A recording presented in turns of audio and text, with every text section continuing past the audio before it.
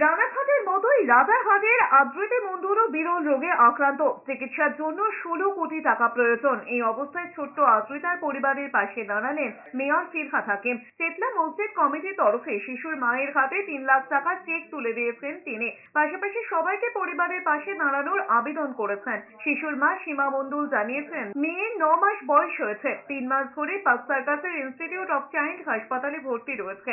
1.5 মাস বয়সে SMA বা spinal muscular অটোরফি নামে বিরল রোগটি ধরা পড়ে। চিকিৎসার জন্য প্রয়োজন 8 কোটি টাকা।